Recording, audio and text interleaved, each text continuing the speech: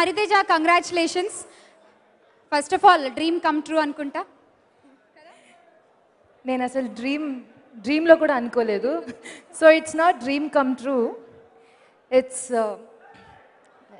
అనుకోకుండా సడన్గా జరిగిపోయింది.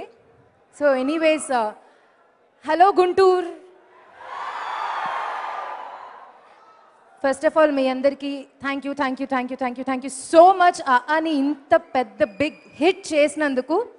సో టీవీలో చేసే అమ్మాయిలు, టీవీలో ఎక్కువ సీరియల్స్ చేసిన అమ్మాయిలు, టీవీకే బాగా అలవాటు పడిపోయిన అమ్మాయిలు సినిమాలు చేయలేరు అనే ఒక చిన్న గాసిపో రూమరో లేకపోతే ఉంది. నేను కూడా అదే ఫిక్స్ అయిపోయి అవునులే మనం టీవీ చేసాం కాబట్టి ఇంకా సినిమాలు ఎందుకు ట్రై చేయడం అని చెప్పి గట్టిగా ఎప్పుడు ట్రై కూడా చేయలేదు. కానీ అలాంటిది ఏం లేదు, కరెక్ట్గా మనం చేయగలిగే ఒక క్యారెక్టర్ వస్తే డెఫినెట్లీ చేయగలం అనేది ఈ సినిమాతోనే నాకు ప్రూవ్ అయింది.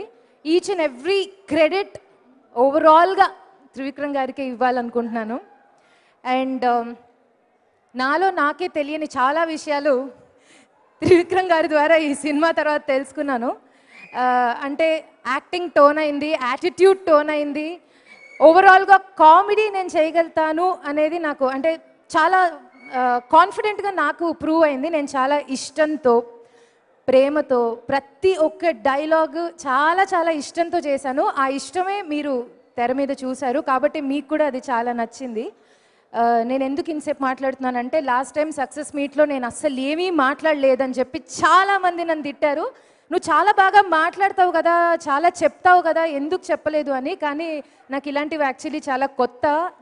ఈరోజు కూడా కొత్తగానే ఉందన్నమాట.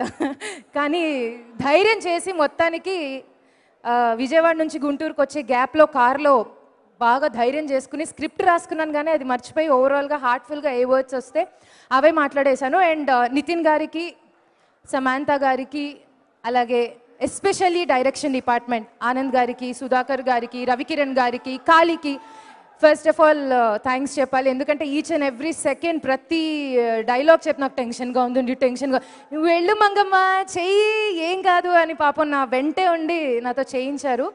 So each and every one thank you so much once again.